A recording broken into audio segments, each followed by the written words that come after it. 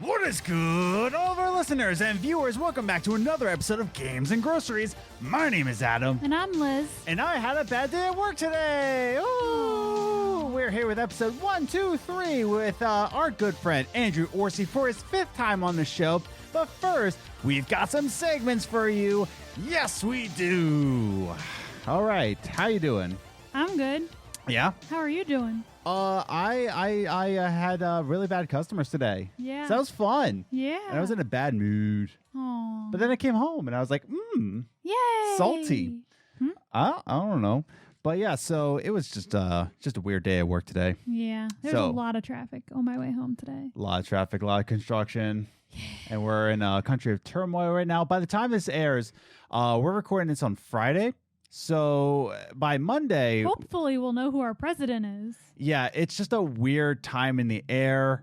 This entire week has been, and I got distracted this entire week just trying to make this podcast. We almost didn't do movie minutes because we were just so distracted. Yeah. But we got it for you. And, let's get started with the show. We want to, jump right into it. But before we get there, we're on social media. We're on Twitter at Gaming Groceries, or you can follow us individually. I'm at Ace the Grocer. And I'm at Journey First. So you can follow us there individually, but you can also follow us on Instagram, Games and Groceries, all one word, where you can see all these photos that we put on, as well as some questions I'll ask every week on Twitter and Instagram to get you in on the conversation and the podcast. And check us out on Facebook.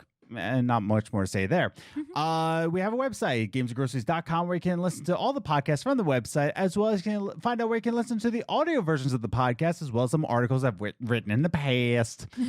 And if you watch us on YouTube, hi, how you doing? You new here? Well, there's something you can do. You can click that subscribe button and the notification bell so you know when all these podcasts come out, as well as the weekly coffee games that we put out.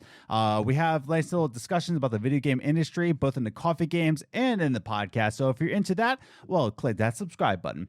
And with all that said and done, by the way, review us on Podchaser. We have another podcast out there that's called What's the Biz? It's a kind of a chill podcast, and that's business out of the way. Let's just get started with our first segment. Movie Minutes. Movie Minutes is a segment that we talk about the movies that we watched in the past week, whether we're on Netflix, Hulu, Amazon Prime, not really theaters at this point in time, and we like to rank it and give you a review or two and recommend it or not recommend it. Here on the Games and Groceries podcast, we have a 5-point system of ranking our movies that we watch. We start at avoid at all costs, pass, enjoyable, solid, and perfect for us. And this week's movie can be found on Hulu. This is actually a BBC film. It sets place in London. It's filmed in London. Everything about this is British, if you will, but not very posh. It's a Rapman film called The Blue Story. Woo, Blue Story. Not really much to clap about. I was going to say, I'm like, why are we clapping? This is a really sad movie. So as I got the timer out, because your boy... again, rough day at work, so distracting week. It really was. So it's distracting just being here right now and not watching our TV. I know. We've been addicted to CNN the past week, and it's not healthy. By the way, John King is a national treasure. He's my favorite person. I want to watch CNN forever now just to watch him. All right, and opening thoughts, go. So, this is a really interesting movie. Yes. The way that they intertwined the rapping in the story was just really interesting. I really liked it. I enjoyed it. Very sad movie, but really well written and good acting. Yes. It was just overall just a good movie. So the first point I have is that this film goes straight into a brief understanding of what this movie is dedicated towards. Yes. It doesn't hold back anything. It doesn't try to beat around the bush. What it does is saying, hey, listen, there's a lot of gang crime. There's a lot of knife crime going on in different areas of England, right? We have Peckham and Ghetto. I never really caught what the other town's name was. Yeah, but it's Peckham and another district, and there's a lot of gang violence here, a lot of kids without fathers, or even just two-parent households. Stepford. Yeah. And and it's going into the young men who are getting involved in gangs, and that's what the story's about. And you know straight away, there really isn't anything to go around like, oh, how do I know what this movie's really about? It lets you know with imagery. Oh, yeah. It absolutely lets you know with imagery, and I love that. It's dedicated to that. Yeah. And because this movie is only an hour and a half, it goes straight into it. It doesn't try to give you a little theatrical, like, oh, this, or hyperbolic, which is my last point. I'm just jumping ahead. But it's a very emotional movie. Yes. And it's dedicated towards a specific reason. And for an hour and a half, it doesn't have time to beat around the bush. Yeah. But what would you say to that point? No, I really like that. And I like that they didn't try and prolong it or anything like that. They're like, and I mean, I appreciate when movies are an hour and a half at this point, because when we're watching a movie every week, if we were to watch a 2-hour movie every week, it'd be exhausting. So I appreciate that they like kept it short and sweet, but they didn't need 2 hours. No. They used that hour and 30 minutes and they used it well. Yeah. And I love that. This movie was, I don't even know. I appreciated it, and I appreciated that they used real footage from like crimes going on. Yes, they showed their own, but they showed their own intertwined with the real footage. Yeah. And it's just amazing. I really liked that they used real imagery, saying like, this isn't made up. Like, this is what's happening. Yeah. And you were saying this before, and that's my second point here, is that the story has a unique way of handling exposition and saying how the story flows. Instead of just a regular narrator, they have a grime artist as well as director, Rapman. Yeah. Who is in it, like he is actually intertwined into the story. You see his face, and he he appears. He gives his own version of exposition through grime. And it's such a beautiful way. By the way, if you don't know what grime is a more UK based rap genre where it's a very minimal beat, like and then it's more about the words than the beat. So that's what grime is, and grime artist Rapman is intertwined and giving the exposition, and I think that's a very beautiful way of handling how the story flows. When it first happened, I thought it was very weird. Like, what just happened? But and then you have to listen to the lyrics too. Yeah, and that's the thing. It's like you have to listen to what's happened because he's telling you what's happening between those two scenes. Yeah. And what happens, like, and so you have to really know what's going on. So I really like that. First, I thought it was very strange, but then once I noticed what it was, I was like, oh, okay, this is interesting. This is different. And my last point is that again, this is not a hyperbolic story. This is not theatrical. How can we make this more engaging to the audience? This is a perfect example of why gang wars happen in the first place. It's more of an education. Yeah. I mean, me and you both are from Philly. Yeah. I grew up close to Bridesburg and Kensington. And this is a perfect example of why these happen. And this is a perfect case because these two started as friends, and you get to see naturally of how they separated and joined gangs for their own reasons. And by the end, it was only an hour and a half, but you felt like you were in a lifetime with these two characters. And I think that was beautifully done. And Rapman really did a fantastic job of how to tell a story here. Absolutely. Which goes into our final rankings. Again, we have a 5-point system here. We have avoid at all cost, pass, enjoyable, solid, and perfect for us. And Liz, what did you give it?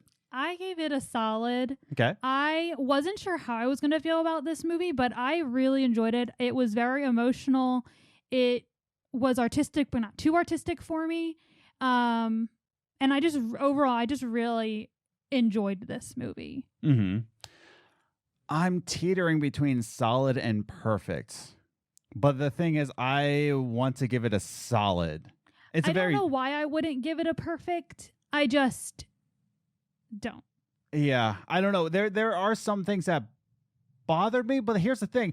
The things that do bother me go into the authenticity of this movie. Exactly. It's like I couldn't understand some of the words they were saying, but that's because it's authentic. Yeah, that's the thing. It didn't try to give you a, yo, homie, what are you doing on my turf? This is my turf. And then they go into a Zac Efron dance. And that's the thing, is that we couldn't understand the words because they're speaking in the dialects of Peckham and Deptford, right? And that's the thing, is that this is so authentic in that way. You know what? Perfect for me. I want to. It's like I struggle giving things perfect. I'm thinking about it. I know. I'm sleeping trying to on think it. of something wrong with it, and there's nothing wrong with it. Perfect for me. I'm giving perfect. I'll give it a perfect. For us. Yes. Not perfect in the total, like, it's a perfect movie, but it's perfect for us. Yeah. So, before the camera runs out again, the story is Blue Story. It's on Hulu. You can check it out for yourself. You can find it on Hulu. Like I said, it's a story by Rapman. We gave it perfect for us. It's a beautiful story. I think it's a great story to watch, and it's only an hour and a half. So, yeah, definitely check it out. So, let's talk about the gaming news here. Okay. With our second segment, Top 3 Gaming News. The top 3 gaming news is the gaming news that we saw in the past week, and we'd like to rank it 3, 2, 1, just to give you a condensed version of what's going on in the gaming industry. What's going on here? I have no idea. Hey, what's going on here? Police, FBI, shut it down. Anyways, top 3 gaming news, of course, is what we think is the top 3. Again, this might have not been the most breaking news. Yeah. My eyes were not really focused on the gaming news. There was other pieces of news this week that I was very focused on. But yeah, so if anything else happened, I'm sorry, but this is what I found. I thought it was pretty interesting. So let's start first with Bethesda, which then Bethesda is actually overhauling its engine. And I know we talked about this before, but it's actually confirmed by Todd Howard in a GameIndustry.biz interview that he's overhauling the whole engine for Elder Scrolls 6 and Starfield. Now, what makes this interesting is what he's keeping and what he's leaving behind. So, again, the biggest complaint amongst fans, Bethesda fans, is that the jankiness.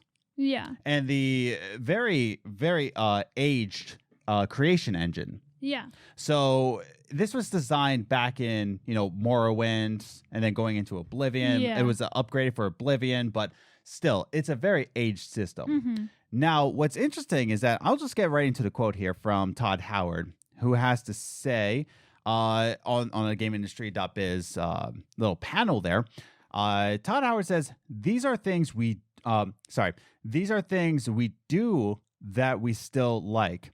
The way we build our worlds, the way people can mod it, these are things that I think are fundamentally good about our tech stack. But from rendering to animation to pathing to procedural generation, I don't want to say everything, but it's significant overhaul. So first and foremost, he has things about the creation engine and his technology that he wants to keep. For example, the way they build the worlds and the modding. There's things that he still wants to keep, but then we've talked about this before, the animation, but then also procedural generation he wants to overhaul into the system. So this is going to go affecting Elder Scrolls 6, which, have they even started that? Well, here's the thing. I think we're going to get Elder Scrolls 6 before we get Nevada's vote count. Yes, I agree. Yeah, so that's official. But then also Starfield. Starfield is in the works. It's pretty close to being done. I think it's going to be a 2021 game. But yeah, what do you think about that? So question, are they going to have to if they started, we know they started Starfield, are they going to have to start all over again? I have no idea. Well, they said they're going to be they're going to be coding the animation from scratch. I don't believe they have to start everything from the beginning because that's the animation doesn't need to be restarted. But no, the animation needs to be recoded. It needs to be overhauled. Yeah. That doesn't mean that everything has to be started from scratch. Okay. It could mean that. It could, but very, very low chance. That just means if there's a bug in the system that just destroyed all the code, it's a very small percentage of chance. Okay. But it's just going to be an overhaul of the engine, which, in fact, to give you an example, Skyrim Remastered was put into the Fallout 4 engine. Okay. So that was pretty much a test for Fallout 4, and they just pretty much ported a whole game into this new engine. Gotcha. And that's how we got the Skyrim Remaster, and then later on Fallout 4. Gotcha. Okay. So... Oh, wait, no, I'm sorry. Fallout 4 came before, but how they tested it was Skyrim Remaster, and then they put it out to retail. Anyways, go ahead. But then, yeah, I think that's great. If it means that Bethesda's working on having less buggy games, then more power to you. Yeah. So great news if you're an Elder Scrolls fan. And by the way, if you're on PS5 and you're thinking like, oh, is it going to be Xbox exclusive? Todd Howard also said that he can't imagine a world where Elder Scrolls 6 is an Xbox exclusive, and neither do I. Yeah. So that's the number 3 gaming news. Now, the number 2 gaming news is very interesting, coming from Activision. Activision will be offering a battle pass that will be valid across not only Cold War, but Warzone and Modern Warfare. Wow. Which is crazy because lately Activision has been leaning on the negative side. They've been on the bad light for a good while, especially with their partnership with Blizzard. The whole, like, don't you all have phones? Activision Blizzard has not been in the best lights. Now, we're starting to see a little bit of a change in the platform. And I'll get to it a little bit, but this is a quote from the article. All the articles will be linked down below in the description, whether you're listening on audio or video, if you want to check it out for yourself. But I want to read this little snippet of the article here, saying, additionally, there will be one overarching battle pass for all 3 games. The first battle pass, which debuts in December, can be progressed through Warzone, Modern Warfare, and Black Ops Cold War, with rewards shared across all 3 games. The blog post also states that your weapon loadouts, your characters, all that will be crossover into all 3 of these games, which is absolutely insanity. So they're basically taking the 3 games and making them one straight through game? Through progression. So your online progression will be, crossed over into all 3. So you don't have to just stick to one game. Every part of your progression, your weapon loadouts, your battle pass progression, there's a couple different things that details in the article linked down below. And it's pretty surprising that Activision chose this route. Yeah. It's very consumer friendly. It is. You don't have to buy 3 separate battle passes. You have to buy one, and it will progress through all 3 games. Awesome. What I found interesting and why I put this in a number, top 3 gaming news. The reason why I put this in the top 3 and why it's on number 2 is that I think this is just another, shift in the pile of Activision's public view. Because let's face it here, Activision hasn't been that great. But here's the other thing. BlizzCon. There's some news. BlizzCon online is going to be free for everybody. Nice. You can just watch BlizzCon for free online. Crash 4 was phenomenal and everybody absolutely loves it. There's no complaints. And my favorite game of all time, Tony Hawk's Pro Skater 1 and 2, has been just selling well. Yeah. There's really no microtransactions at all. Yeah. I don't think there's any microtransactions. And just now, they put on a huge patch into Tony Hawk that, updates the tours, gives you Crash Bandicoot, free stuff. Free stuff included. Crash Bandicoot merchandise for your Pro Skater. And then the battle pass across all 3 games. This is shifting into the way Activision wants to be seen in public. Yeah. And I think that's fantastic. No, I mean, that's great, especially when we're constantly giving news of what developers and all are doing wrong. Like, it's nice to see someone being like, hey, here you go. Yeah. Activision is killing it right now. Yeah. I'll admit it. Activision is actually murdering it right now. I'll say it because, like, here's the other thing. I hate when people comment about NBA 2K when they obviously have never played an NBA 2K in their entire life. Yeah. I will say, I don't understand Call of Duty Online. I don't really play it too much. So I don't want to be a person that says, like, you don't even know about the online community. But I do know about battle passes, okay? And this is unheard of across all 3 games. All your progression, everything. Good on you, Activision. This might have been done before. I don't know. But I think this is outstanding, and I think we're going to be shifting our views of Activision very, very positive in the near future. I would say within the next year, we're going to be seeing Activision as a good company. I agree. Yeah. EA has some work. A little bit. Yeah, it has a lot of work.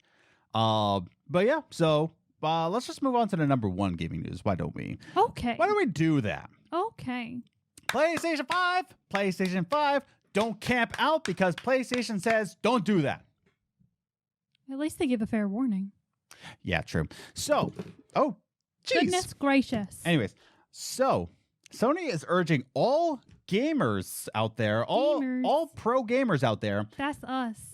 Me and you, we're pro gamers. Yeah. So it's urging all fans out there to not camp out from retail stores. Don't actually go to retail stores on launch day because there is a 0% chance you're going to get a PlayStation 5 that day. At least they're honest. So I want to read this quote saying, no units will be available in store for purchase on launch day, November 12th or November 19th, depending on your region. Please don't plan on camping out or lining up at your local retailer on launch day in hopes of finding a PS5 console for purchase.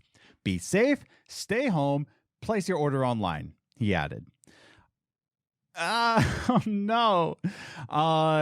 This isn't surprising. No, not at all. Not surprising. After the mess of the pre-order scandal, and as well as there have been rumors, I don't know if they were confirmed. I think they did confirm it, that production for the PlayStation 5 has been halved. So they're not producing enough PlayStation 5 to stock all the stores plus fulfill all the online orders. But talk about unheard of. I've never really... Now, I know there are, once a new console comes out, it's always hard to find day one. Oh, yeah. But they say there's a 0% chance. Yeah. Like not a single retailer will have a PlayStation 5. They are only sending out what was ordered online to the retailers. Which is insane. That's what the COVID did. Yeah. And that's the thing. Like, people have to remember that like, this is a very different year. Yeah. It's not like PlayStation is saying, like, they're choosing not to stock these shelves. It's not like they want to do this. Of course, like, they're a company. Of course they want to sell and make money. Of course. But with the way it is, the way the world is this year, they don't have the staff, so they can't produce as much, and they're encouraging people to not be camping out and possibly getting COVID by being near a ton of people and crowding stores. So it's a win-win for everyone. I know it means you might not get your PlayStation right away, but at least you won't get COVID. Exactly. And that's just it, is that they're trying to make everybody safe and secure in this time. But yeah, I admire PlayStation, though. I admire Sony actually putting a warning out to fans saying that there's a 0% chance, don't go trying. There's that. And they're actually doing their part to saying that, listen, I'm sorry, but it's not going to happen. Yeah. But, there'll still be a couple of those people out there who throw a tantrum in the middle of Best Buy because they can't find a PlayStation. Which is why I put this in the number 1 spot, just to give a fair warning to anybody who listens to this. All 5 of you. Just kidding. Hey, we got more subscribers than that. That's true. All 90. But that's the thing, is that if you are planning on going out and trying to find this on launch day, you're not going to find a PlayStation 5. It's saying right here, place your order online. Like, that's the thing. They're not sending this out to local retailers, which is just a shock. But not so much of a shock where it's absolutely like out of thin air blindside. But it's interesting to think about. They're giving you a fair warning. Yeah. So those are the number 3 gaming news. Number 3, Bethesda overhauling their engine to be absolutely fantastic for Elder Scrolls fans in Starfield. Do you think this is a good thing? Do you think this will be a delay into Elder Scrolls? Do you think this will make Elder Scrolls come out quicker? Write your thoughts in the comments down below. Activision offering a battle pass across all 3 games. Do you think this is a good idea? Do you think we're going to shift our momentum, our perspective of Activision in next year? Write your thoughts in the comments down below. And Sony saying there's a 0% chance. Just what are your thoughts on that? What are your thoughts on that? Isn't that crazy? I don't know what else to think about, but isn't that crazy? Crazy pants. What are your thoughts in the comments down below? So, we've got our buddy. We've got your buddy. Yeah. Andrew Orsie. It's his 5th time on Games and Groceries. Have we run out of guests? Hey. Yes. But Andrew Orsie, we decided to bring him back on. We noticed that Tell Me Why, when he came on to Tell Me Why, it was his 4th time. So I just thought, why not bring him on to a special time? Why not episode 1, 2, 3 for his 5th time on the show? We're just skipping number 4. We are skipping number 4. But yeah, why don't we just bring him on? We're going to be talking about how to enjoy being a gaming fan. Let's bring him on. our good friend, your good friend, everybody's good friend, Andrew Orsie. Woo! Coffee time. All right, everybody, we are back with our friend, your friend, everybody's friend, except for Trump supporters, Andrew Orsie.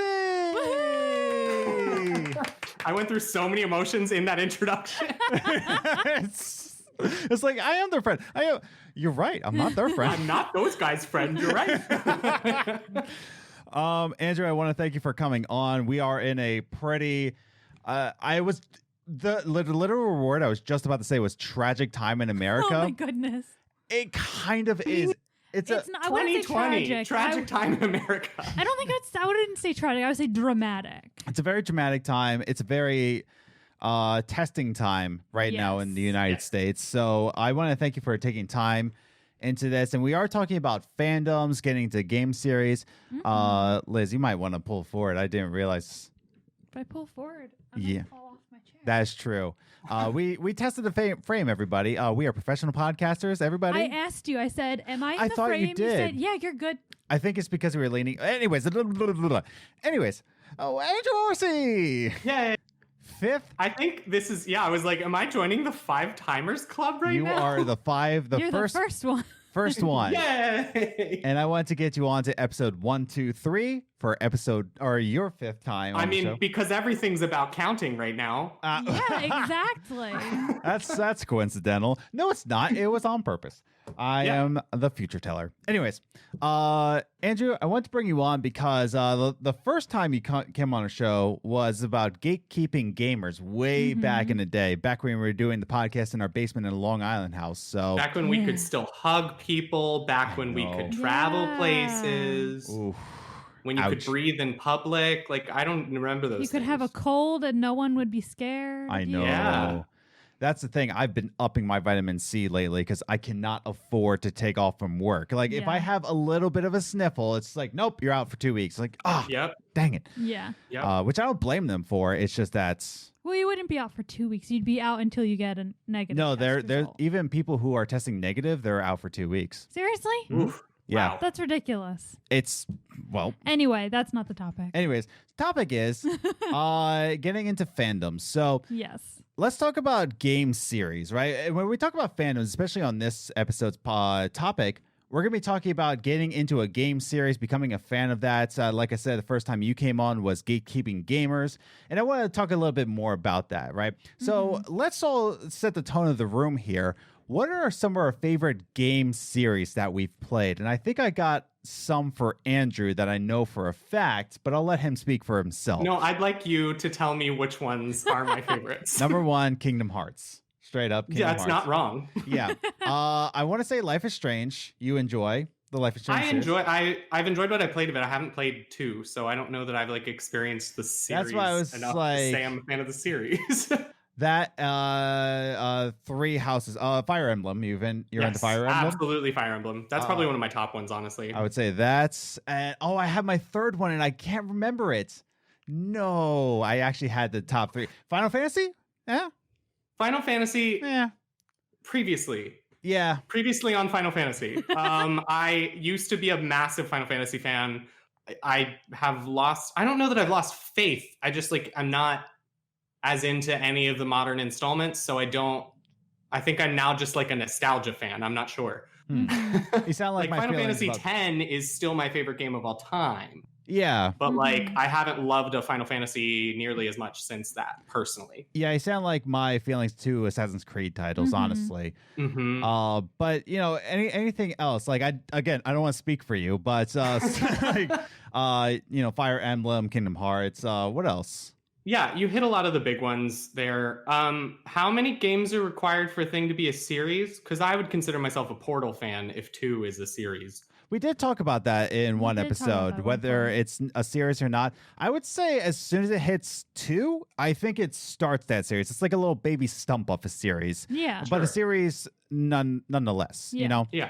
So I would add in Portal, and then I would also absolutely say Mass Effect. I just have loved Mass Effect forever. Yeah. So those are the big ones that immediately come to me. I know there are more. Yeah. I like a lot of games. I play too many. I'm old in my brain. I have amnesia. I don't know. Oh no. I think I meant to say dementia because that's the one that comes with age. But you know what? Maybe we're just saying inner truths about ourselves. I have amnesia, everyone. I don't know who I am. I don't know what's happening. I'm lost. I mean, it is 2020. We are all lost. We don't know ourselves anymore. So there's that. Quickly on mine, I've said this all the time. Of course, Assassin's Creed is probably my top game series, but I haven't, like you, Andrew, with Final Fantasy. I haven't liked the Assassin's Creed game, probably not including Origins, because Origins was like, woo. But since Black Flag, probably I haven't really loved an Assassin's Creed game. But Valhalla might change that. I would also say, honestly, if I'm gonna go casual gamer here, Halo, straight up Halo. Always love Halo. I love Halo. Jet Set Radio, that's definitely a game series I like. Even though there's only 2 games, there's some Game Boy Advance games. There's plenty of them. Yeah. There's spin-offs, so it's a series. It's a series. I've said my series over and over again. Life is Strange, of course. I'm trying to think of maybe one more that's kind of like, oh wow, you like that? Probably Life is Strange series is probably my big one. That's just like, you like Unraveled? I guess Unravel was a series. There's 2. Yeah, there's 2 of them. Yeah, okay, sure. Yeah, I like Unravel. I love Unravel. I liked Unravel too. Liz, what about your game series? So I feel like I know one of them. Which one? Pretty sure The Sims is one. Yes, I actually was going to say Sims. The Sims game series. It is a series. There are 4.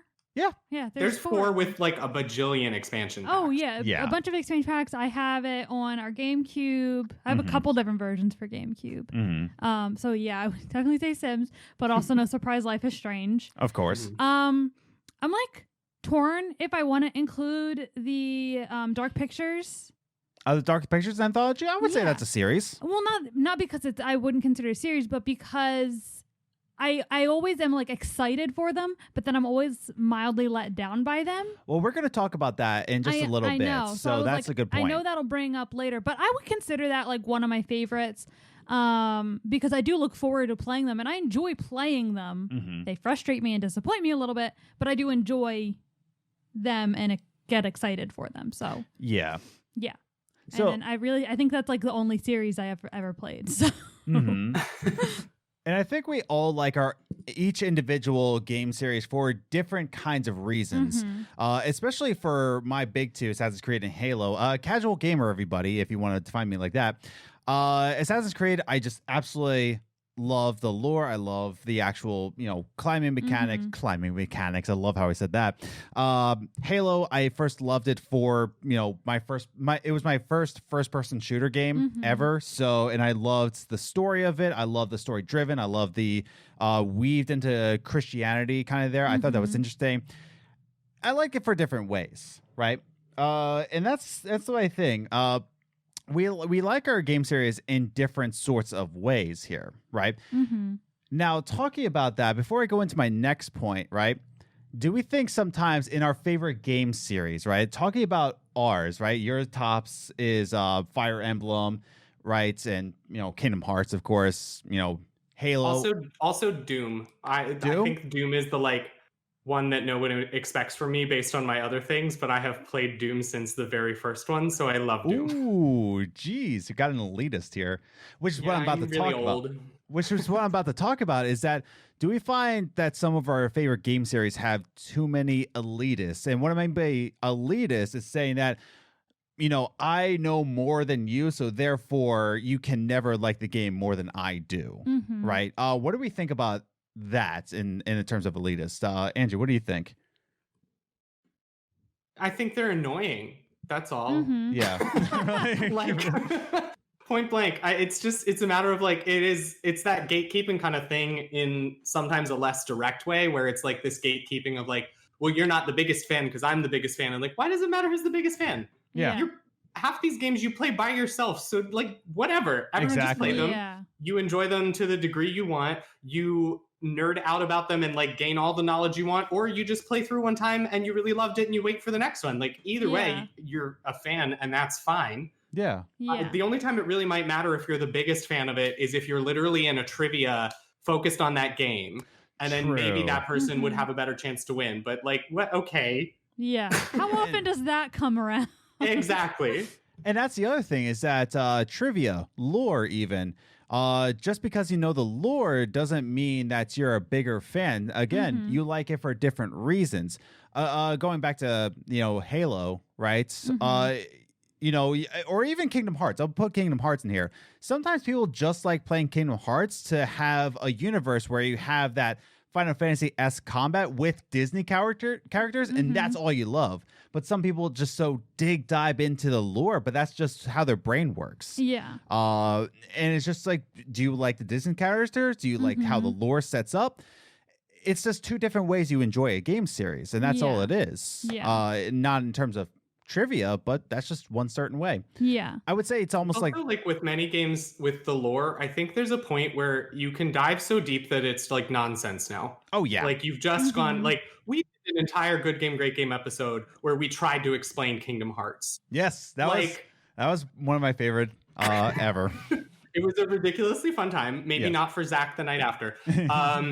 But like, it's, you know what I mean? Some of the stuff gets so deep and convoluted that it's like, okay, if you enjoy thinking through all that, blah, blah, blah, blah, blah, then you do that. Yeah. That doesn't do anything more for me. I'm here to play the game. You know what I mean? It's the same. Pokemon does this as a fan community a lot. Oh, there are people in Pokemon who like to dive so deep into like the timeline, the lore, the backstory of this and this and this. And I'm like, y'all, I'm not sure Pokemon is this deep. Like, I'm sorry. Yeah. Now, Liz, I would like to turn it to you. Do you believe, and I know the answer to this, do you believe that the Sims community has a bunch of elitists in it, or do you think it's not as prevalent? Now, see, it's complicated with the Sims because it's a very inclusive community. Like, they're all about, like, everyone is involved, everyone is equal. Right. But there are people who are like masters at the game, hence there being an entire show about it. Which was just terrible. That was a horrible show, but it just proves a point that like there are people who really dive deep into the Sims. There's tons of YouTubers who it's all a Sims channel about trying different games. There are people who do mods for Sims, and they're just like amazing builders and storytellers that like go deep into it. But I wouldn't call them elitist because that's like kind of like a term that's like bad. Like, you know what I mean? Like it's seen as like a bad term, whereas I more of just feel intimidated by them. Like for me personally, I feel intimidated by like the better Sims players because I can't build those things, mostly because I don't even understand how to get a mod, let alone use it.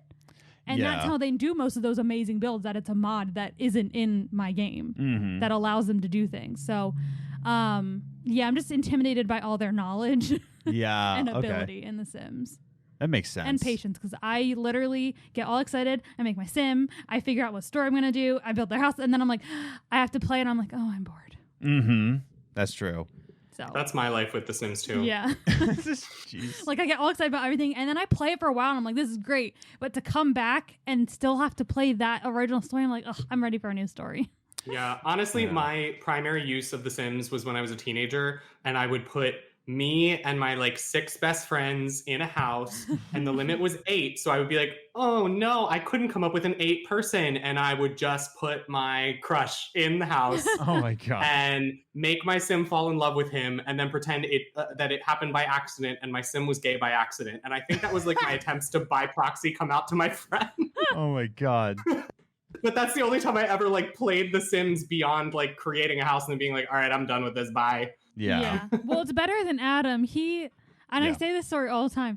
He's like, I'll try it. And he goes in and he makes him, and then it lands him on the lot, and Adam sits there for 2 seconds. I can't do this. It's too much. Like, he didn't even try to build a house or anything. He just stood there on the lot and was like, I can't handle this. And just walked away. It's too much.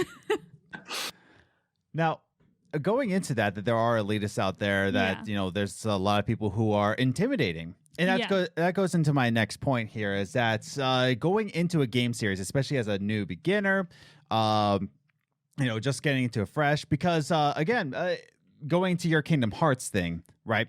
If you have Game Pass, you pretty much have all the Kingdom Hearts. You have all of them. Yeah. It's crazy. And you can play them all, but My goodness, it's a lot. Yeah. But here's the one thing. Let's say you do go through the whole Kingdom Hearts. One, you're a freak. And two, wow, I feel personally attacked. There's too many. Anyways, but then again, I'm an Assassin's Creed fan. But the thing is that once you play these games, you might have a hot take on a certain game series, right? You're a new beginner. You're going into a series, but you don't like certain things in that series. Why do we think it's so nerve-wracking to have this hot take on a certain game series? For example, my hot take, I think Assassin's Creed Odyssey is hot garbage. That's my hot take. But it's so nerve-wracking to have that on Twitter, right? It's because there's such a high contention, especially since it was nominated for Game of the Year, even though it is just a hot mess of a garbage of a game that doesn't even need to exist. But, that's my opinion. But why is it nerve-wracking? And Andrew, I want to bring it back to you. Why do you think that is? Because the internet is an incredibly reactive place. Oh yeah.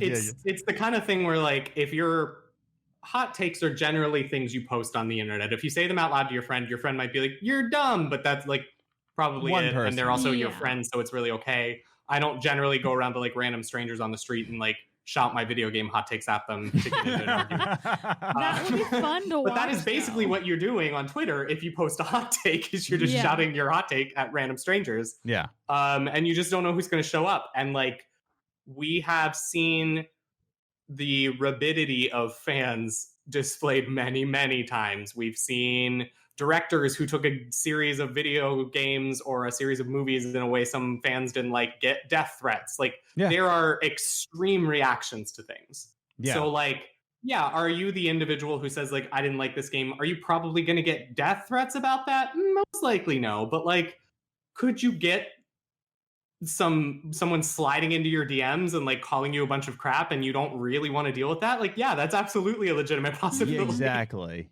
And that it's like the same kind of thing. Like we saw it with The Last of Us 2, where just the discourse over that game, I was so done with it, and the game hadn't even come out and I was done with it. Yeah. I mean, because people were being so aggressive towards each other, and it was like, all right, we can all just think whatever we want. The game's not even out yet, guys. I know. And it was just such a hot take controversy. And I was just about to say, it's like walking on a landmine field where you might not die. However, you could. Yeah. And it's like, and I was just thinking about this when you were talking that it's so explosive on the internet that your just opinion about a game is considered a hot take. Yeah. It's just an opinion, but it's just like, automatically it's a hot take. Yeah. Now, when I'm saying that Assassin's Creed Odyssey is a hot garbage mess, I'm being in character right now. It's a podcast. It's a show. I really do think it's hot garbage, but in a lesser degree. I just don't prefer. You don't enjoy it.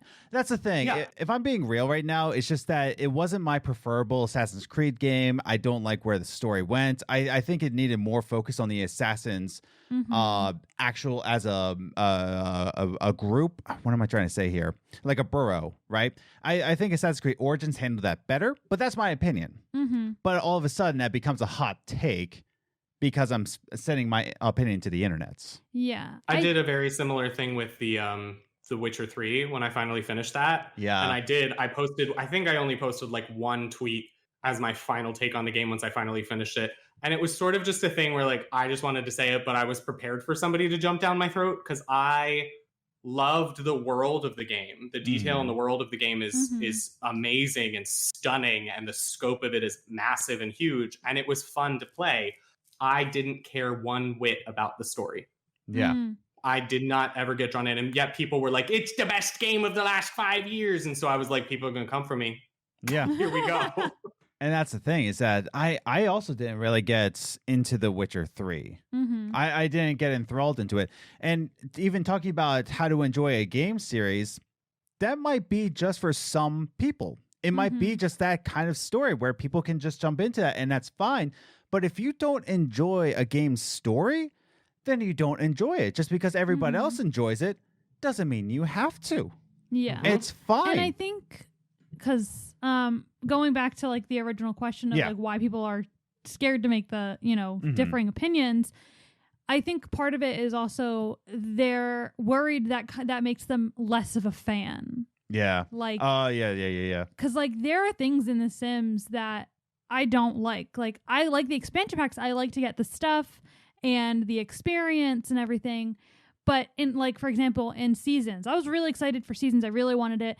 But the thing I don't like is that every season has a holiday. And if you don't do things on that holiday, like check off the things, your sim becomes depressed or sad because their holiday, because they didn't enjoy their holiday. And I'm just like, I don't have time to get all of you to do every single thing. And then on one playthrough I had, the freaking Christmas gnomes kept attacking my family because I had one person be mean to a gnome, and then all the gnomes started attacking my family and they won't go away.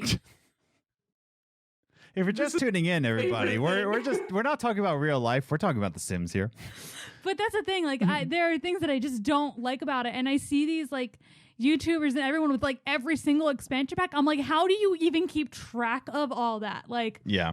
I remember in Sims 3, I had Nightlife, and I hated it because like there was always plasma offered. I'm like, I don't need that because like in that one they had vampires. That's why there was plasma. And it was just annoying. Like I just found it highly annoying to have it in the game. Yeah. So it's just like those little things. It's like I want the stuff. I don't want the things come involved with it that affect my Sims everyday life and affect my gameplay. But I feel like sometimes saying that I'm like, am I not as big of a fan as I think I am because I hate these things? Yeah. And that kind of jumps into my next point, right? It kind of relates to what we've been talking about already with hot takes and all that. And it could be another hot take, like you enjoy a game that people don't enjoy. For example, in the Assassin's Creed game, I actually enjoyed Connor. Assassin's Creed 3, I thought it was a decent game. But for some reason, that's a hot take. Now, giving that all into perspective here, let's say you get into a game series and you're enjoying your time here, but you don't enjoy something about it. Now, we already said that we already have our reasons why we don't enjoy the things we don't like in terms of Assassin's Creed Odyssey, because I think it needed to be focused more on the Assassin's Bureau than anything else. We all have our reasons. But if you get to a game, do you absolutely need a reason to not enjoy a game in a series? Like, why do you need reasons? Why don't you need a reason? What do you think, Andrew? I see some thoughts going in your head. I mean, I think you should have played it. I think there are some people that'll just like decide to be contrary to popular opinion and say, well, I don't like this game in this series. And someone's like, what don't you like about it? They're like, well, I never played it. I'm like, okay. I don't know. Yeah. I don't know if you're as legit anymore. Yeah. You have to at least play but like, it. if you've played the game, if you gave things a shot and you have enjoyed this and this and this in the series, and this game just didn't click for you, if you can put words to that, great. And if you want to explain it, great. But I don't think you're like obligated to. You can just say this game wasn't for me. Have you ever faced that you were into a game series you absolutely enjoyed, but you just didn't like it for no reason? What would that be? I wouldn't say it's no reason anymore. It took me a long time to figure it out. But Fire Emblem Awakening is my least favorite Fire Emblem game. Wow. Besides Shadow Dragon, but Shadow Dragon is like a remake of the first one. So for me, that one was just like very dry. Because it was like before the series really had any legs to it. Yeah. But so I started Fire Emblem like when it came into North America. So the 7th game in the series was the first one that they imported from Japan. And I remember we were watching the morning announcements at school, and every once in a while we would turn on the TV too early, so we would get a little bit of the actual TV channel. And I saw a commercial for the first Fire Emblem, and I thought the little battle sprites looked so cute. And so like for me, I was like, look, I'm interested in that game. And then I got it and I loved playing it and just started in on the series. And it was like this thing where like I had discovered this series on my own. Like nobody told me to play it. I just found it and thought it looked cool. And then I got it and loved it. And I loved like the depth of it. Like there's like 40 to 60 characters in every Fire Emblem game. And so many of them do an incredible job of fleshing out in some way every single one of those characters. And I think that's a really hard thing to do. Yeah. So I loved that. And then I love a strategy game. So like for me, Awakening, everybody talks about it as like the renewal of the franchise. And I acknowledge that it boosted sales up enough that then they made more Fire Emblem games. So it's not like I'm denying that it saved the franchise in many ways. But for me, Awakening was when we got this shift that has kind of continued even into Three Houses, and it's one of my gripes with Three Houses, although Three Houses does it way, way, way better, and I like Three Houses a lot. Yeah. It started to like make the characters shallower, like they were just caricatures. Okay. It took me a long time to figure out that that's why I didn't click with the game. But it really just felt like they were like, this is the bookish nerdy girl. And so every sentence she said was like, here's my bookish nerdy girl take on this scenario. And I was like, this isn't complex dialogue anymore. This is just like anime tropes being placed into a war game with each other. Yeah. And I didn't enjoy it because it didn't have the same depth. But it took me so long to figure out why I didn't like it that for a really long time, I was just like, it's just not for me. I don't want to play that one. Yeah. That makes sense.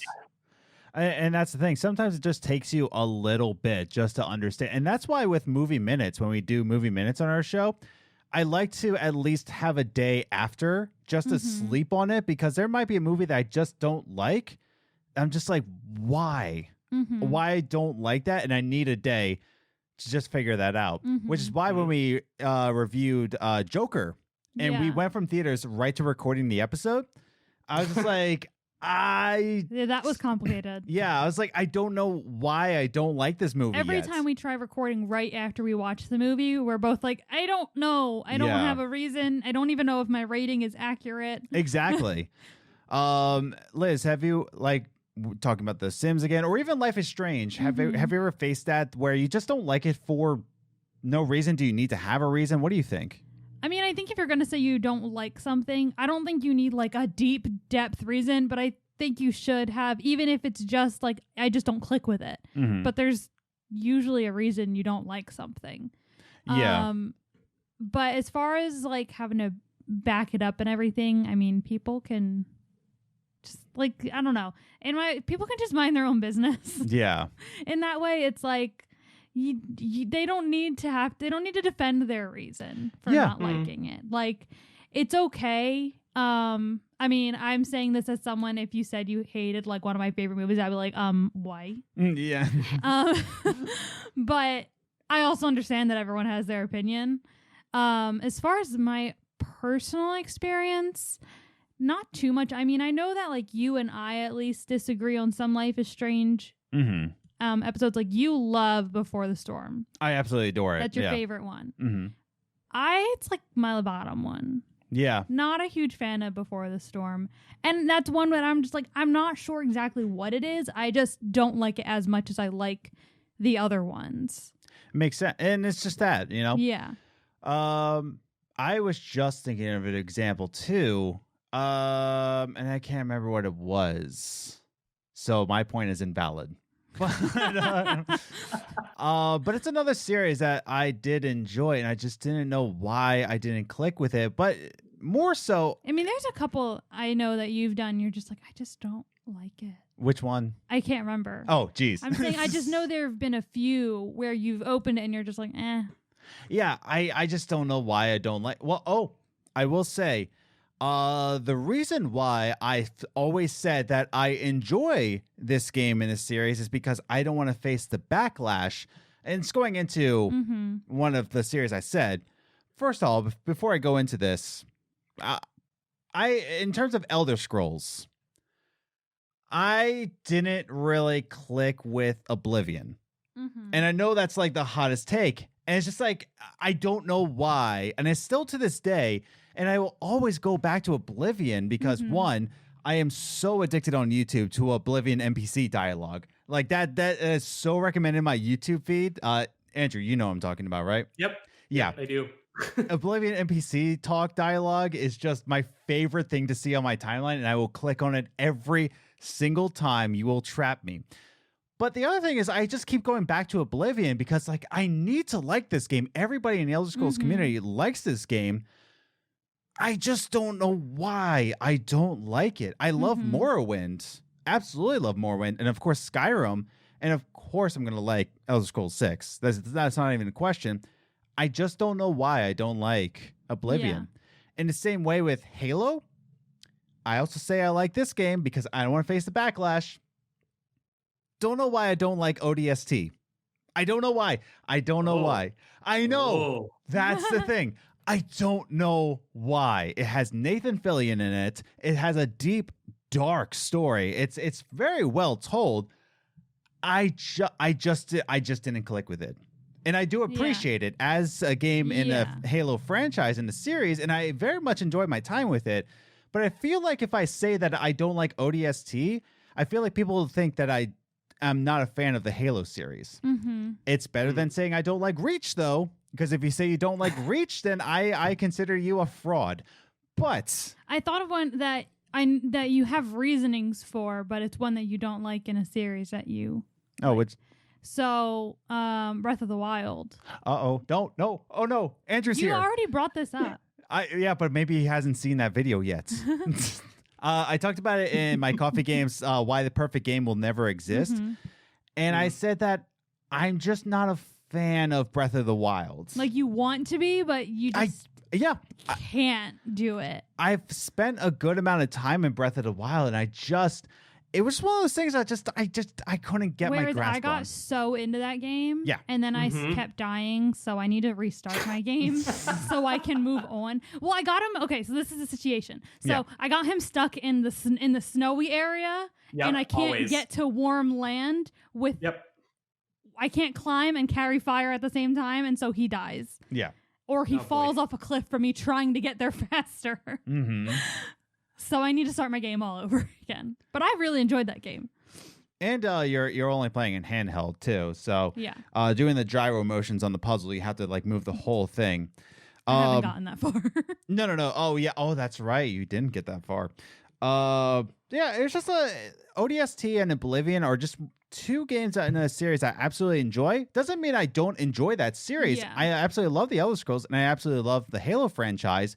It's just that there's some games out there that you can't explain, and that's totally fine. Mm-hmm. So, any other thoughts before I move on? Nope. No? So I think that's pretty clear. So since we're at the halfway point here, I want to bring up the social media answer that we have. And who could it possibly be from, Adam? Who could it be? It's like that right before Pokemon goes to a commercial, and it's like, who is that Pokemon? It's Pidgeot. It's straight up Pidgeot. And it's like, who is that Pokemon? It's Nikki. It's obviously Nikki. Yeah. It's like the clear silhouette of Nikki is right there. We're like, who could it be? Just that Nikki smile, like, So I will ask you on social media on Instagram, Games Groceries, all one word, Twitter @Gaming Groceries, and I will ask you a question that I was late to. And Nikki called me out for it. So we can all thank Nikki for reminding me to remind Adam. I just want to read her tweet from that. She did call me out on Twitter for not posting the question soon enough, Nikki. But she was very understanding. Wow, she tweeted a lot today. Nikki said, "Me wondering what the new question for the next episode of Gaming Groceries will be out. While also knowing that Americans have a lot more to think about right now than podcast stuff." And I'm like, you're absolutely right. That is absolutely exactly what happened. We watched it till the second we left for work and forgot. I forgot. So I asked you on Instagram and Twitter, do you find it difficult to become a new/beginner fan to a game series? To which then Nikki replies, definitely. I always feel very insignificant. There are better artists and writers, and probably every thought has been posted before. Why should I even try to contribute something new? Mm-hmm. And everything feels so big that I might not be seen. Like, honestly, I don't even try anymore. Second tweet, she writes, also, there's the toxic part of some fandoms that I don't even want to come near. There's another fandom going on right now that we're not going to get a part of in toxic. Gross shipping wars. Gross shipping wars. Name calling if you dare to like a character that isn't a fan favorite, like me with Connor in Assassin's Creed.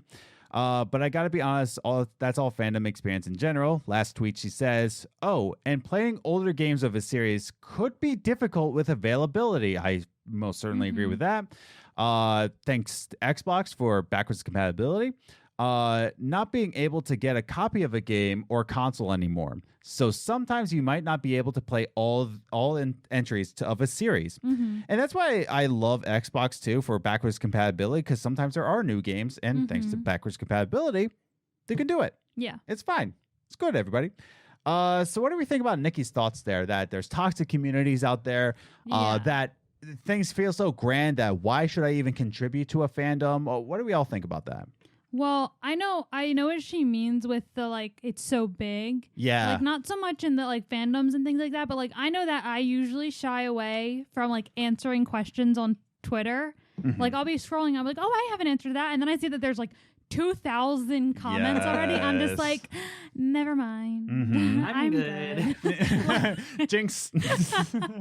But like, it's just like, you're not gonna care what I wrote. You already answered 2,000 people. I'll just stay here. So I completely understand what she means by that. Yeah, I agree. Andrew, what about you? I think there's a lot that goes into that. I think some of the intimidation is just like that constant sense of like imposter syndrome, but I would say the underlying cause that we even come up with the idea of imposter syndrome to being a fan is because of gatekeeping, is because you get these elitist toxic fans that want to tell people so often that they're not the right type of fan, that now we are more self-conscious than ever about like, oh, is my opinion even going to be like, are they going to punch me in the face? Like, what's going to happen? Yeah. So then we just start habitually telling ourselves, well, I don't know enough about this to talk about it yet. Whereas like, it's almost, I don't know. I think there's a lot of reasons that your opinion as a fan can have value and uniqueness to it. Like, if you don't necessarily like, it's one of those things where not everybody should be a professional game reviewer. I don't think everybody has something new to say that is so innovative about the game. You know what I mean? I think there are people who excel at coming up with the deeper things running through a game and looking at it from that lens. So like, yeah, I'm personally not trying to go be a game reviewer. I don't know that that's my place, but I know for me, I've often justified for myself as like the queer community in gaming has been so historically underrepresented that I think it's great to put any queer perspective in there just so we make sure that it's not ignored and shoved to the side. So if I can just add that in, I may be repeating what other people from my community have also said, but the more you can amplify it, the more likely it is that perspective finally gets an actual voice in it. But then there's also something to be said for like, you know, Nikki is absolutely right. Some game series, it's incredibly hard to get access to the early things. And some fandoms like to suggest, well, you're not as good a fan as me because I played when it started. Oh my God. And it's like, that's fine. Good for you. I didn't play the first Legend of Zelda. I still consider myself a Zelda fan. Get away from me. So it's... There's also something unique then, hello, elitist fan people who are terrible, that if somebody is coming in to, you know, there are 10 games already released in the series and they're coming in starting on the 12th or the 13th, they have a different background to their perspective than you. So their perspective has some uniqueness to it and could have value because hypothetically, at least in my mind, when I love a thing, I generally want to spread the reasons that I love it to other people, and that's why I talk about it. Yeah. So like I want to bring other people into the fan community because I think this is a great thing that has impacted me positively. So if that person is coming in later, they can give me perspective as to why the series is now succeeding at drawing new fans in or why it's failing. And that can be something that we then discuss, you know? Yeah. As opposed to just, well, you didn't play the early ones, so you saying you didn't like this game that much, shut up. You're stupid. Bye. Like that didn't help anyone. Yeah. Yeah. And I will say I get a little bit elitist, and I'm going to go right back to Assassin's Creed because I am a fan that has played since 2007, since the very first game came out, and I played every game since then. I only played 2 of the Chronicle games, and I didn't play Liberation, sue me. But that's the other thing. It's just like, oh, I didn't play technically all the Assassin's Creed games. I'm sorry I didn't have access to a PSP. My bad. Yeah. But my point is that when people bring up that Assassin's Creed Odyssey, and I'm going to keep coming back to it, wasn't that good? Anyways, being character right now. But if I can be real for a second, when people are saying that Assassin's Creed Odyssey is finally the Assassin's Creed they've always wanted, this is what an Assassin's Creed game should be like. And me, being a fan of since 2007, I'm like, no, it's skewed so far away from what Assassin's Creed was identified as that the reason why you like it so much is because it deviated from what you didn't like. So therefore, you only like it because it deviated away from the things you didn't like. Yeah. So because it deviated away things you didn't like, it also deviates. It also, you know, says things that I don't like, if that makes any sense. So I do get a little bit elitist when it's saying that, no, you took away the thing that I liked about this game. Yeah. That's why you enjoy it. But in all terms, and all said and done, I'm too tired to care. Yeah. Like, that's all going in the back of my mind. I'm like, you only like it because, you know, it takes away from that.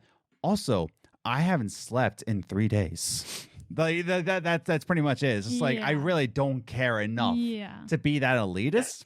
Yeah. But I do appreciate that fans are finally appreciating Assassin's Creed. Yeah. They might have started with Odyssey, and that was their very first Assassin's Creed, and now they're excited for Valhalla. You know what? Good for you. Honestly, good for you. That you're getting into a game series I absolutely endure. Adore. Although I just endure this series, guys. Ooh. There are some times where I have to endure this series, but especially with the controversy over at Ubisoft. But you know, that's hearsay. Ubisoft. Ubisoft. That was one of the worst puns, and I was really hoping we could just gloss over it and move forward. No, that was great. This just in breaking news. We're not caring about the election anymore. Andrew Orsie just made a pun saying, "Oh boy, soft." Cancel me. But yeah, no, it is a series I have enjoyed and endured all at the same time. And I'm glad fans are finally enjoying it, but it is harder to get into the older games. Yeah. But thank you, Xbox, who actually does backwards compatibility. But Brian won't say that. Brian McGinnis won't admit that maybe Xbox has some power over PlayStation. Anyway, I actually had two more things to add. Okay, go for it. Well, like 1.5. But to go back to the where Nikki was saying how it's hard to get the old systems, is that I had the original Animal Crossing on my GameCube, and then I just started playing it again on the Switch when this one came out, and then I see like videos people talking about like the ones between the two, and I'm like, oh, I didn't get to play any of those. Yeah, but I have to go buy a bunch of like other systems, Wii and a DS, to play them on. So I'm like, so I like them, but I can't play them. And then also, I just wanted to say that, Andrew, you made my 12-year-old self feel a whole lot better when you were saying how like you don't have to play the whole game, the whole series to like it, because I this is not about video game, but I when I was younger, I saw part of Rent. I didn't see the whole thing. I'd only seen like the second half of it, because that's when I came in when my sister was playing.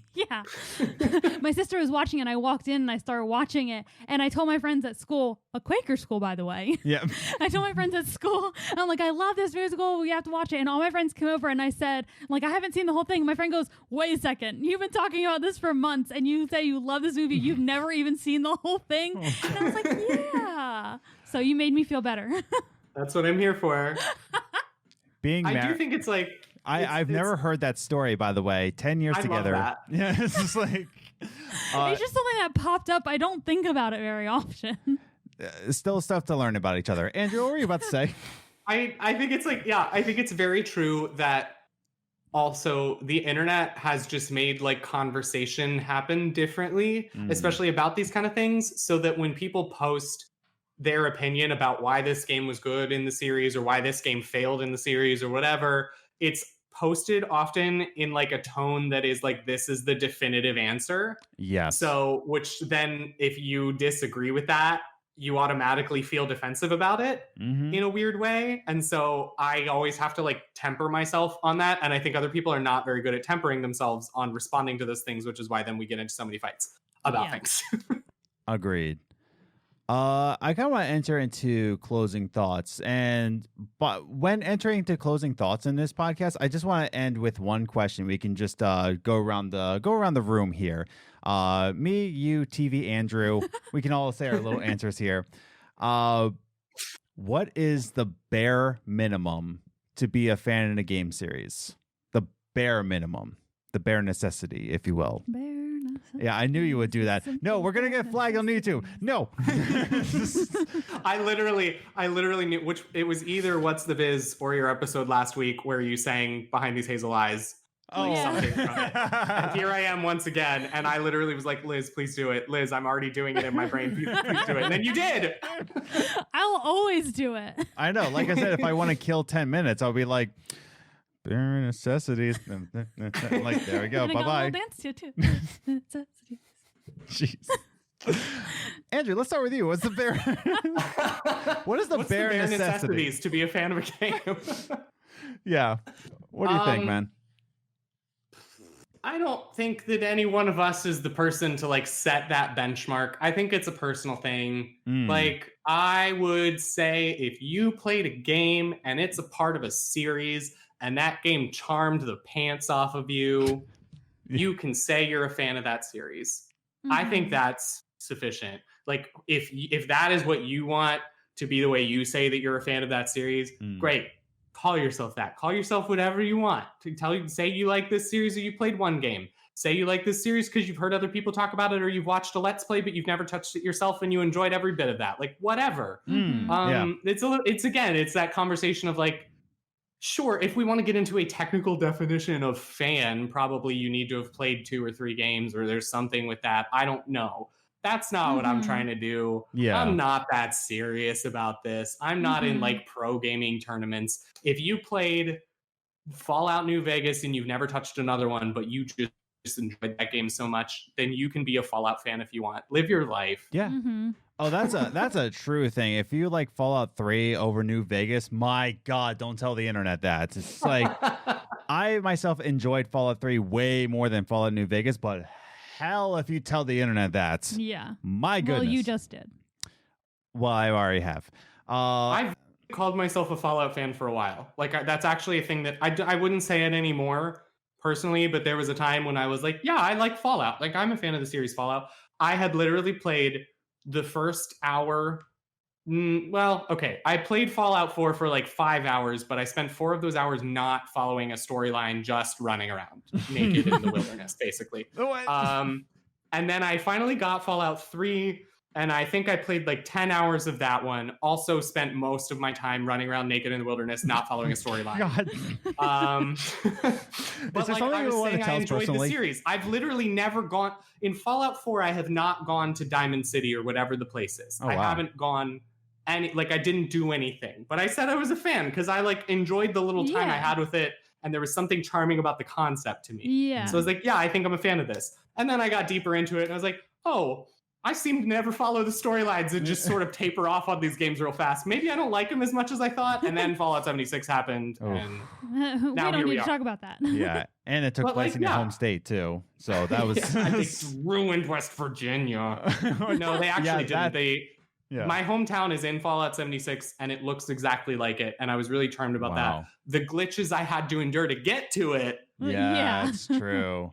I think you did talk about that in Good Game, Great Game. About I was gonna say I kind of remember you mentioning that. Yeah, I think that's before we even became like true friends. Is that we were probably that was the first year of Good Game, Great Game. So yeah, we had probably like interacted briefly on Twitter, but hadn't really like talked. Yeah, I found you guys on Twitter, and I was like, hey, check out these guys, and that was like pretty much the extent of it. Yeah. Yep. And now it's pretty much your Uncle Andrew to Floki. That's it. I don't have any siblings. I can finally be an uncle. He got up. There he is. He knew his name. But Liz, your thoughts. What is the bare minimum to be a fan of a game series? I do like how Andrew pointed out watching the stream, like watching someone else play, because I didn't even think of that. I think you had to have at least watched or played 2 in the series, because if you only played 1, it's like, can you be a fan of the series if you never actually played a series I see what you're saying. You know You're what a fan of this game, but are you a fan of this series? Exactly. You have to at least like more than one in the series. That's true. That's my personal opinion. Okay. And then I don't know, I feel like you should at least a little bit be excited when you hear new information or like a new installment. It's coming out. You know what I mean? Like there has to be something in you that gets excited. Otherwise, are you really a fan at all? I see what you're saying. I just don't think I'm excited about any gaming announcements anymore because they're all talked to death before they even happen now. Yeah. But that's for alternate reasons than anything else. But I mean more of just like if you're not, I get what you mean. You're married to me. You should. Yes. We need everyone else to understand the way I think. Yeah. I think what you're saying is that, like, are you even a fan if you're not even ecstatic? No, that's what I don't want people to But no, I think what you're saying is that, like, I'm a fan of this franchise. Like, this new game is coming out of that franchise, and you're just cathartic about it. Like, oh, yeah. Yeah, it's like, how can, like, I don't want to sound the way it sounds, but it's like, how can you be a fan of something if you're not even a smidgen excited about something about it? Like, if you're interested. Yeah. If you're just, like, saying, let's say. Meh. Like, if there's news about Halo, I'm like, meh. Yeah, but I really don't care about Halo. Oh, for Halo Infinite for me, I am just I don't care how many. You like kneel at the TV anytime something Halo pops up. You're like Halo Infinite. Yeah, every time. But at the same point, like I think there are select cases that might be an exception to that rule and correct me if I'm wrong. Go for it. I would say things like I'm a fan of the TV series The Good Place. I have loved that series for all 4 seasons. I see where you're going with this. I also think it's a very complete package. Yes. And if they announced a 5th season, I would not be excited. This is true. I think they did announce that they were trying to do that. I'm like, no. But you have an opinion on it.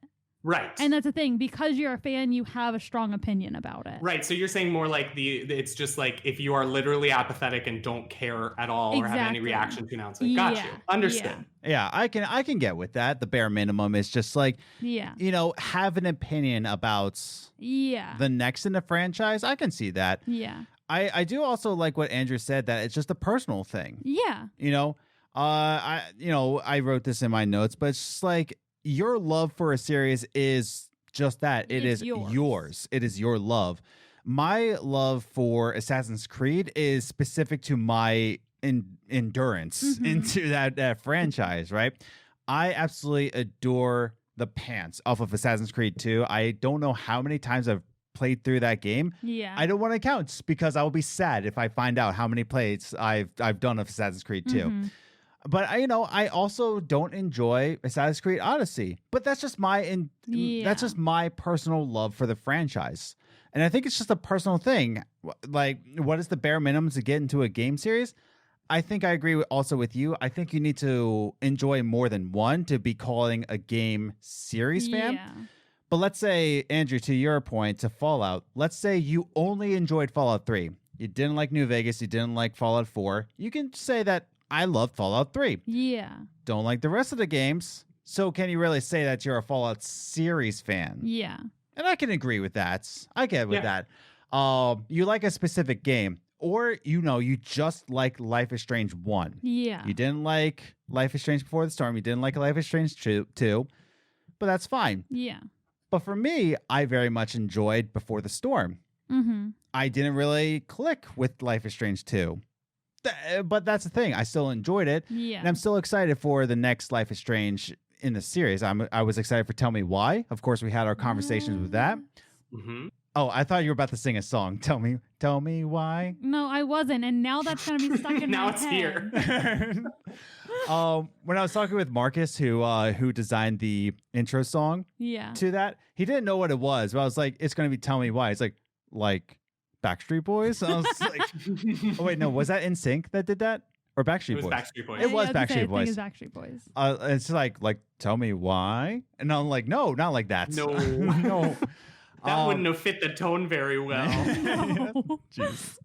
But I think it's just that. It's your love for the franchise. It's no one else's. It's not the internet's.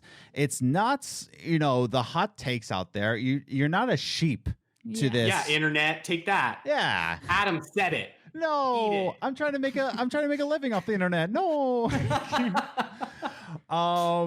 But But yeah, that's the thing. Don't be a sheep in the franchise. Don't only go into what people love.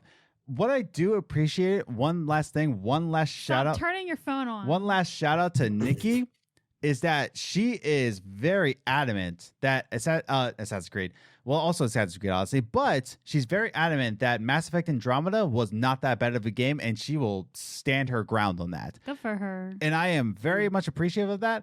However, I may disagree with her, but at least she is dying on that hill. Yes. Like her love for the Mass Effect series is hers, and she loves Mass Effect and Andromeda. And she's allowed to like it. You're allowed to like it, Nikki. I find certain things about it to be problematic, and I did not make it through to the end of it. Yeah. So, here we are. I am doing it's now in a very extended Mass Effect replay because I sort of stopped and it's really getting dragged out. Yeah. But I do plan to give it another shot. We'll see. And hopefully by the time this episode airs, we'll actually have on N7 Day an announcement of the Mass Effect trilogy remastered. Hopefully, because there is a panel happening tomorrow on N7 Day. So, but I don't know. I also am that weird person who maybe I am a bad fan in that sense. I don't generally get that. Remasters are kind of fine, but I don't get excited for all these remakes that have been the world in the past 3 years or so. Frankly. And this is the hot take that'll get me. I'm never coming back on your show because the internet's going to murder me tomorrow. I swear, if you say Tony Hawk, they're going to murder me tomorrow. Even the episode doesn't go up for 3 days. They're going to find out about this. Yeah. I'm not. Final Fantasy VII Remake did not do a lot for me. And that's all we have for the show. Thank you again, Andrew. And I loved Final Fantasy. That was the era of Final Fantasy when I was a massive fan of the series, and I just. it was beautiful and the music was cool and I just wasn't engaged. Yeah, I feel that. I think I was excited for the first announcement, but the more it came along, I think I was just enthralled that whoa, they can actually do this. But the fact that it was coming out episodically and they weren't sure when it was coming out, but then that it took 7 or 8 years. Yes, I was like, it kind of lost its appeal. Exactly. You want to put out a remake and just hey, we're putting this out here for you. Not anything spectacular, again, my game of the year, Tony Hawk's Pro Skater 1 and 2 Remastered, is the perfect remaster. I'm saying that right now because Tony Hawk just said, hey, I'm remastering your favorite games. Cool. No microtransactions. Yeah. Awesome. The whole game's there. Cool. And they just put out a patch with more challenges, more tours, Crash Bandicoot gear. Game of the year. Yeah. Fight me on Twitter. But I would say the same thing about Link's Awakening remaster that they did. It took a new art style that it stayed very consistent and true on while also staying incredibly true to the original and nothing that one I appreciated and loved. Yeah.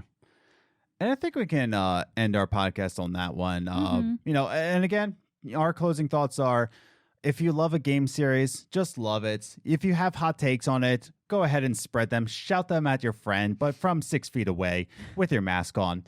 Love whatever you love and love whoever you love. There it is. Oh, there you go. Political talk. How dare you? Sorry. Don't you this time period? Don't you just love it how, sexual... What was I going to say? Orientation. Thank you, Adam. Sexual orientation is considered political talk. Yeah. Oh, yeah. It's great. There's so many stupid things. I mean, the USPS was political talk for a while. I know. I'm so confused as to what we are anymore.